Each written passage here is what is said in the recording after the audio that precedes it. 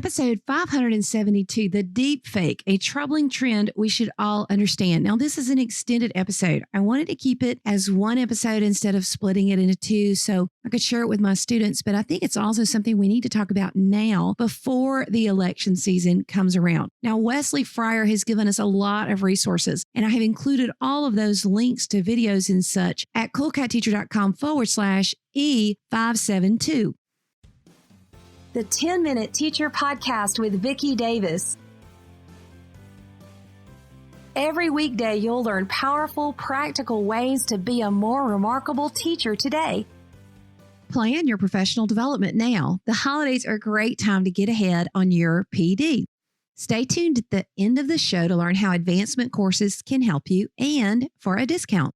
So today we're talking with my friend Wesley Fryer, who has been blogging forever. He was one of the first blogs that I read when I started blogging and has just done so many things throughout education over the years. But Wes, there's something new, the deep fake. What is the deep fake? Well, it's one of those things that is new, but like what's new under the sun. So it's kind of a new twist on things that we've had before. When people talk about a deep fake video, what they're talking about is the use of an algorithm program to basically make a generally public figure say whatever they want. And there have been a few articles and projects and things like that that have made a big splash in the news about this. And one of them, there's a fellow out of the UK named Bill Posters, and he did a project that he called Spectre. And he was actually doing it in response to a video of Nancy Pelosi that was manipulated to make her look like she was drunk, and Facebook refused to take that down. And so he made essentially an art exhibition that included Mark Zuckerberg, but it also included other famous folks, Kim Kardashian, Donald Trump, others, and put that all on an Instagram channel, and then also made a face-to-face art exhibition. And it's to basically raise awareness that, yes, the technology exists today where we cannot trust our eyes. We cannot trust, that video. I think we generally know in society today, like when we're going through a checkout line, let's say in the grocery store, that the tabloid news, but even not that, just like almost every magazine is going to have airbrushed photos. Oftentimes, I remember hearing that, in the Richard Gere, Julia Roberts movie, Pretty Woman, they actually photoshopped someone else's legs onto Julia Roberts. I mean, we've lived in this world of photoshopped images for some time. But what is different is that now videos can be fabricated, and that literally the creator can make that person say whatever they want to say. So in the case of this, Bill Posters project, he was making Mark Zuckerberg talk about how, harvesting data is just what we love to do. Where, it was a very tongue in cheek, saying, Facebook is the surveillance capitalism company and things that you would never hear him overtly say. And I think in our political climate that is highly polarized, that is filled with all kinds of messages that are designed to try and tap our emotions and inflame us so that we'll, share things, get angry, be angry at each other. We really need to be aware of this and talk about this. And this needs to be part of the media literacy and digital citizenship and just general being savvy in the world education we do, with our families as well as with students in schools. Well, and of course, there's confirmation bias. People are looking for things to confirm their bias. So what you're saying is that now there's the ability to deep fake. From what I've read, within the next year or so, maybe even sooner with AI technology, somebody could, for example, take somebody like, the president of the United States, president of Russia, president of whatever, that there's a lot of video on, and literally have them pronounce war, and it would look like a legit video, and people wouldn't know the difference. Is that where we're heading? Yeah, well, it's not really even heading. It's where we are today. So, and I can drop these links to you if you want to include these in show notes or whatever. But there was an article that came out here in September. This was a Guardian article about, and it was covered in other news media as well, about a deep fake app called Zao, Z-A-O, and this was only in the iTunes store, the Apple App Store in China, but it let users swap their faces with famous film stars like Leonardo DiCaprio.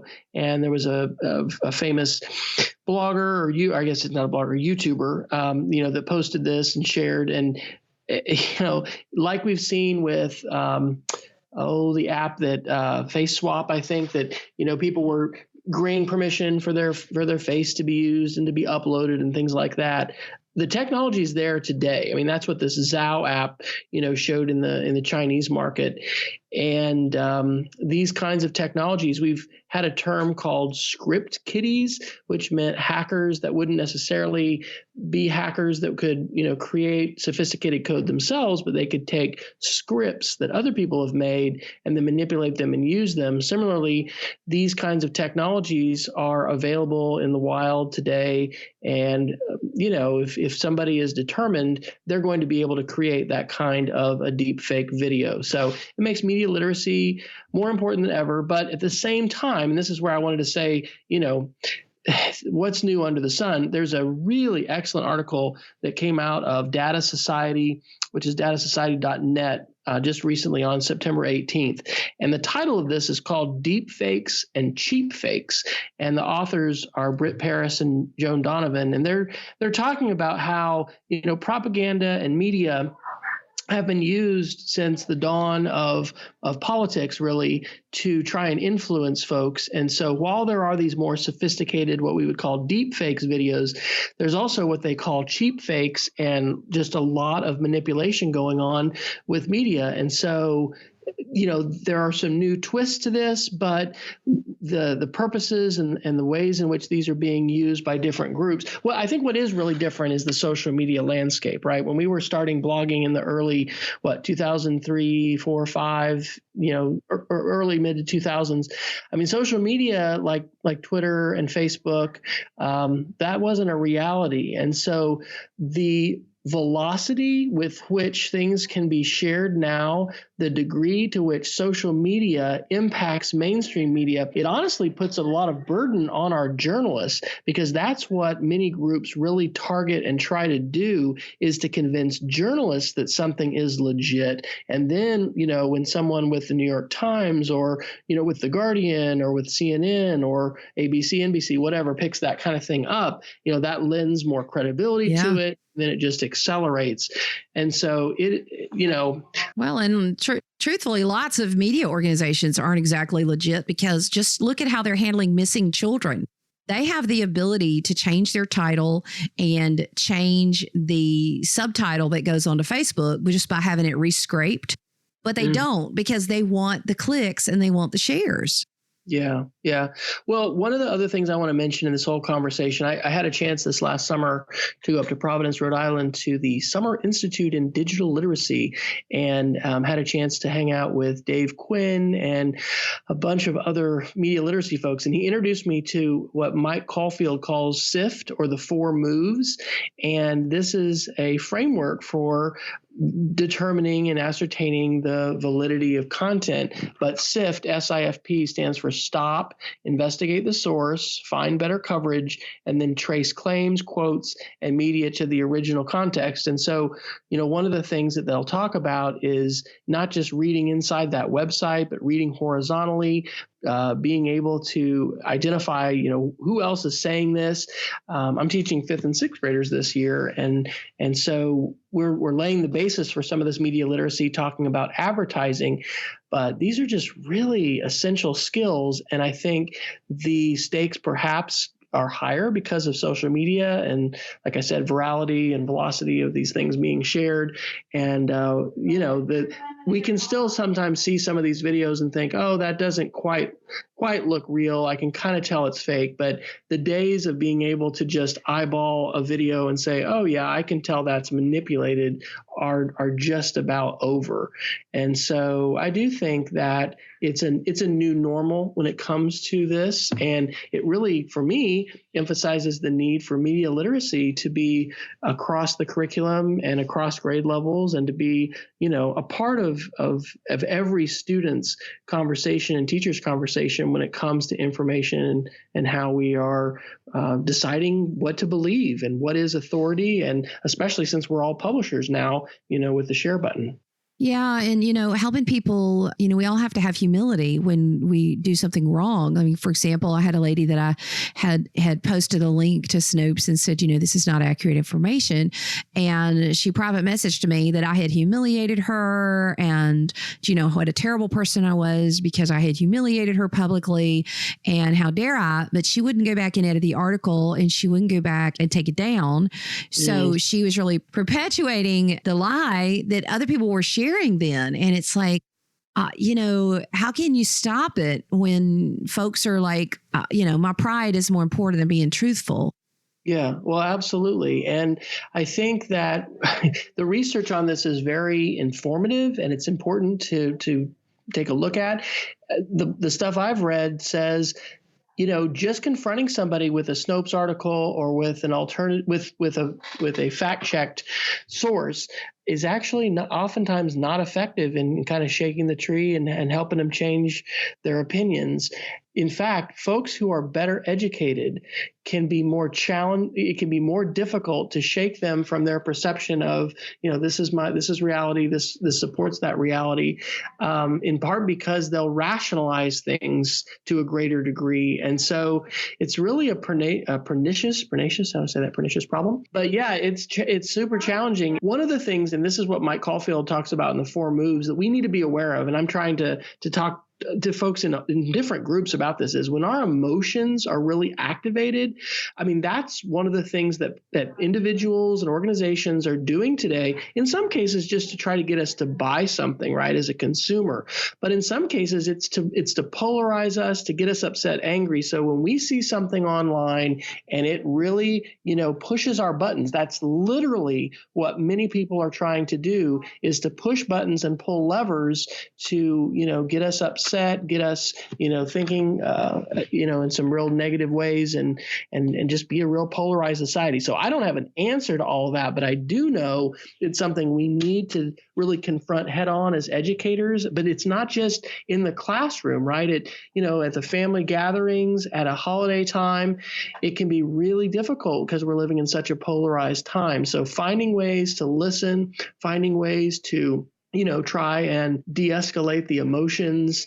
I think it's something we need to figure out, right? Because back to the beginning of blogging and all that, when we didn't have nearly as many voices and folks there, I was pretty naive. I don't think I imagined we would be facing these kinds of challenges. I think we really were pretty optimistic about the ways that we were going to empower people to share their voices, not realizing that, such outlier voices and extreme voices would also have such power and be able to shape not just conversations, but really the whole landscape of media in social media as well as mainstream media. So I don't know. Do you have an answer to this? Do you know how don't we wish? But just because everybody has the ability to be heard does not mean that everybody deserves to be heard.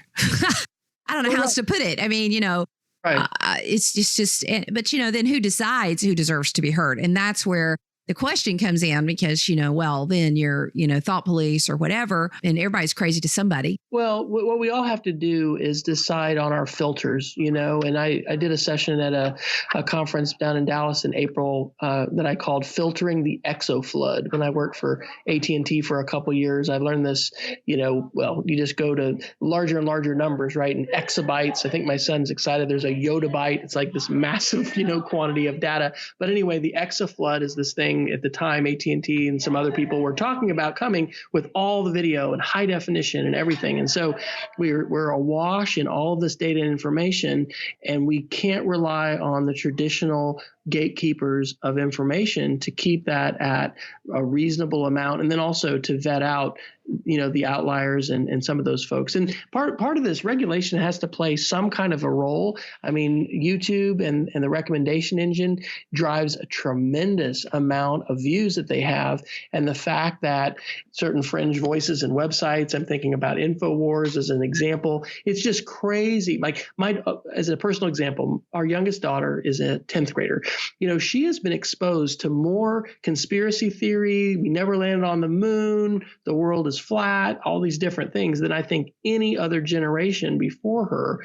And so I think there's a partnership that needs to take place between, consumers and tech companies, but there's also some roles for regulation when it comes to this, because there's a lot of sides to the Wild West that is the internet and the exchange of information today. And part of the responsibility definitely comes down to us as trying to be the filter, figuring out how do we filter information, what voices do we trust.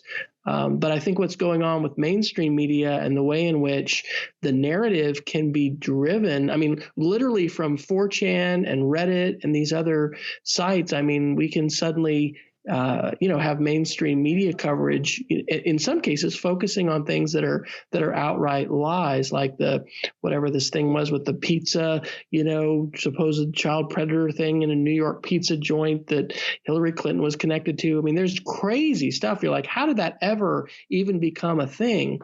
And so there's a lot of power that I guess has been given to everybody. So with great power comes great responsibility, quoting Spider-Man.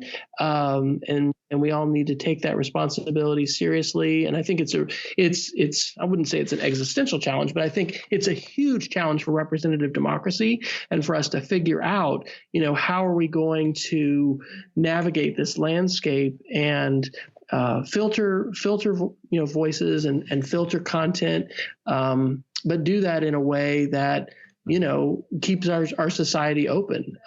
These are really big challenges. And if anybody had it figured out, I mean, the amount of disinformation that's being created with algorithms today is staggering. And that's back to the deep fakes. I mean, that's where this stuff comes in because, this stuff is being created at just phenomenal rates. And AI can write news articles that are pretty convincing to most average people without even having a human involved. And And there was a tool that a company actually decided to take offline because it was able to generate such credible articles and things. So I think we need the geeks, right? We need people of all ages as far as coding to be, and they are. I mean, we've got the best coders in the world working on this in a variety of different capacities, but we are going to have to figure this out. This is a tangentially related article, but the New York Times this last weekend had a horrific article about photographs of children with terrible, terrible things being done to them and the way that that's grown exponentially. And again, I think some people are kind of waiting for AI to save us and the algorithms to save us. And these are really, really difficult and challenging issues. And we have individual roles to play in filtering our information, but also in, I think, figuring out, how do we better educate those around us? Because it's not just those kids in school today just don't look, they don't learn the way we did. It affects everybody, since we're such a digital society, and since the news cycle is really a 24/7 news cycle, and we're all influenced by that to some degree, just depending on how often you're turning on your mainstream, wherever your channel is that you're getting your media from. So Wes, tell everybody how to follow you, because you have a podcast, so I want you to mention it. I do. So my blog is speedofcreativity.org, and I am W Fryer on Twitter. And those are probably the best two places to find out what I'm doing. The media literacy projects and lessons and things like that, as well as digital literacy. I'm actually on a school website, which is MD Tech. So Mike Delta for Middle Division Tech.Casady, CASADY.org.